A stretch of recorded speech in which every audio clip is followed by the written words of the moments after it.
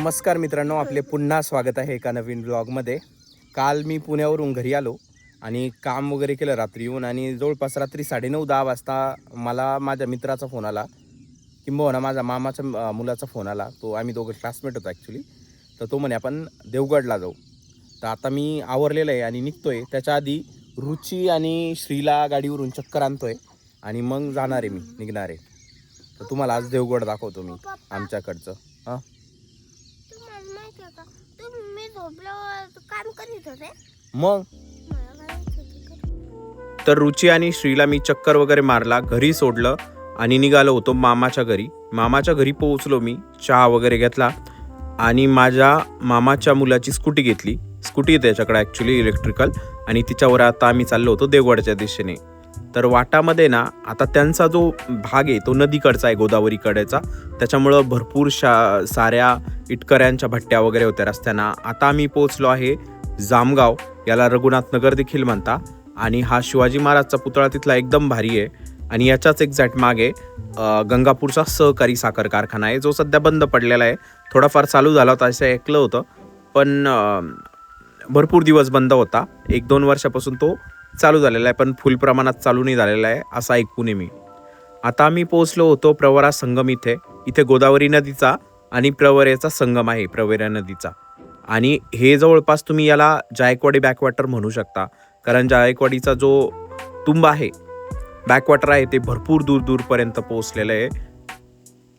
आणि जाताना रस्त्यामध्ये भरपूर वारी पण लागत होते आम्हाला ॲज युजल. आता पंढरीची एकादशी येते, आषाढी एकादशी, त्याच्यामुळं. आणि आता तसं करत करत आम्ही पोहोचलो आता देवगड फाट्याजवळ. आणि इथं आहे ना, हा आहे नगर पुणे रोड, म्हणजे संभाजीनगर पुणे रोड. आणि याच्यावरतीच ही, तुम्ही जर पुण्याकडून येत असेल तर डाव्या साईडला तुम्हाला ही कमान दिसेल नेवासा फाट्याच्या समोर, जी की एकदम सुबक बनवलेली आहे. लगेच माणसाचं ध्यान जातं अशी कमान बनवलेली त्यांनी. आणि कलर कॉम्बिनेशन पण हे सेम कंटिन्यू करतात ते. तर आम्ही पोहोचलेलो आहे मुरमी गावामध्ये, आणि इथंच आहे हे देवगड. मी जेव्हा लहान होतो ना, तेव्हा माझ्या आईसोबत आम्ही आलो होतो. माझा मित्राची आई, माझी आई, आम्ही सर्वजण आलो होतो. आणि नदीमधून आम्ही आलो होतो. तिथं भैरोबाचं एक मंदिर आहे, त्या मंदिरात दर्शन वगैरे घेतले ते वाकडीला. आणि तिथून आम्ही नदीमधून पायी चालत आलो होतो. मला ते अजूनही आठवतं. तर आम्ही पोहोचलो एंट्रन्सला. हा एंट्रन्स बनवलेला आहे, जो की 1 नंबर आहे, तुम्ही बघू शकता व्हिडिओमध्ये. आणि हे जे कॉम्बिनेशन आहे कलरचं, थोडा गेरू कलर, फेंट भगवा आणि गेरू कलर आहे, असं साधारणतः अष्टगंधाच्या कलरसारखा आहे. थ्रू आउट दी देवगड हाच कलर वापरलेला आहे. तर तुम्हाला याच्यावरून हे पण कळतं, एकच कलर वापरून किती सुशोभित, म्हणजे किती भारी वस्तू बनवू शकतो, आणि ती वस्तू किती भारी वाटते फक्त एकाच कलरनी. मंदिराच्या परिसरामध्ये ना भरपूर झाडं वगैरे पण लावलेले, फणसाचे झाडं होते, त्याच्यानंतर बकुळेचे झाडं होते, असे वेगवेगळ्या प्रकारचे झाडं लावलेले होते त्यांनी. सुपारीचे पण झाडं आहे, नारळाचे पण झाडं आहे. पार्किंगला भरपूर सारी व्यवस्था आहे, काहीच प्रॉब्लेम येणार नाही असं आहे साधारणतः. आम्ही सकाळीच आलो होतो, त्याच्यामुळं देवगडला गर्दी नव्हती. आम्ही गाडी पार्क केली जवळच आणि मग निघालो मंदिराच्या दिशेने. या मंदिरात आहे ना कंदी पेढा एकदम भारी भेटतो. आणि मला असं वाटलं होतं, सध्या तुकाराम मुंडे यांच्या कारवाया बघता इथं कंदी पेढा भेटणार नाही, कारण प्युअर खवाचा असतो तो, त्याच्यामुळं गॅरंटी कमी होती. पण अक्षरशः आम्हाला इथं कंदी पेढा भेटला आणि आम्ही घेतला होता. मी नव्हता घेतला, माझ्या मामाच्या मुलांनी घेतला होता. मी रिटर्न येताना घेणार होतो. आणि हे साधारणतः भक्तनिवास आहे, इथं जेवणाची पण व्यवस्था आहे. आणि मी जसं तुम्हाला सांगितलं तर सेम कलर यूज केलेला आहे सर्व साईडला. आतमध्ये आलो आम्ही, आणि इथून पुढं साधारणतः मंदिराचा आणखी एक एंट्रन्स आहे, तिथपर्यंत जायचं होतं, चालत जायचं आहे. तिथं पाय वगैरे धुवायची व्यवस्था आहे. आणि इथे नारळाचे झाडं आहे, त्याच्यावर आहे ना थोडासा वेगळाच पक्षी दिसतो, जो आपल्याकडं शक्यतो दिसत नाही. आता हे 3 जे पक्षी दिसत आहे हे ॲक्च्युली त्याचे पिल्लं आहे. आणि हा जो मोठा पक्षी उडाला, हा म्हणजे त्यांचे पॅरेंट्स आहे साधारणतः. आणि हे पक्षी बऱ्यापैकी घाण करता, म्हणजे भरपूर वाईट विष्ठा पडलेली असती त्यांची खाली नारळावर पण, किंवा जो खाली परिसर असतो त्याच्यामध्ये पण. तर आलो आम्ही मंदिरामध्ये. समोर एक गायीची मूर्ती बसवलेली आहे. आणि जे समोर जे दिसतंय तुम्हाला गायीच्या एक्झॅक्ट समोर, तर ते आहे दत्त भगवंताचं मंदिर. तर समोरून तुम्ही मुखदर्शन घेऊ शकता डायरेक्ट, कारण तिथं दरवाजा आहे, दरवाजातून तुम्ही दर्शन घेऊ शकता. आणि त्याच्या डाव्या साईडनी रांग आहे, साधारणतः त्या साईडनी रांगा असत्या, जेणेकरून की तिथून एकदम मूर्तीच्या समोरून दर्शन घेता येतं. तर काही लोक इथून डायरेक्ट समोरूनच मुखदर्शन घेत होते आणि मी दर्शन वगैरे घेऊन बाहेर आलो होतो, कारण तिथं कॅमेरा अलाव नव्हता आणि मी पण घेत नाही शूटिंग वगैरे, कारण कॅमेरा जर अलाव नसेल तर मी शूटिंग घेतच नाही. आता मी इथं बाहेर आलो ना, मला याच्यानंतर आवाज देण्यात आला होता की शूटिंग काढू नका, मग मी बंद केलं. तर मंदिराच्या मागे आलो होतो मी, तर ही समोर जी दिसती तुम्हाला ही आहे प्रवरा नदी आणि असा घाट बनवलेला आहे तिथं. सध्या आहे ना बंद करून ठेवलेला आहे हा घाट, कारण भरपूरसे लोक आहे ना आतमध्ये जाता डायरेक्ट त्याच्या, म्हणून म्हणजे फोटो वगैरे काढण्यासाठी, आणि काही ॲक्सिडेंट होऊ शकतो म्हणून त्यांनी बंद करून ठेवलेला आहे.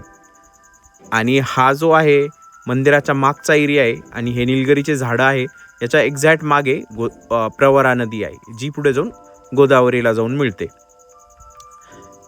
हे जे दगडी बांधकाम दिसतंय हे पहिलं भोजनालय होतंय, आता चेंज झालेलं आहे भोजनालय.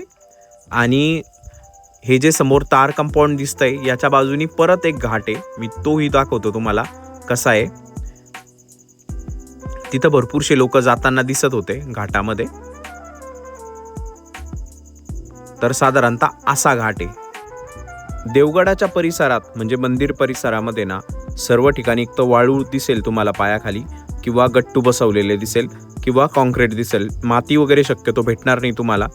त्याच्यामुळं उन्हाळ्यात येताना थोडं काळजीपूर्वक येशाल, भरपूर चटके बसता.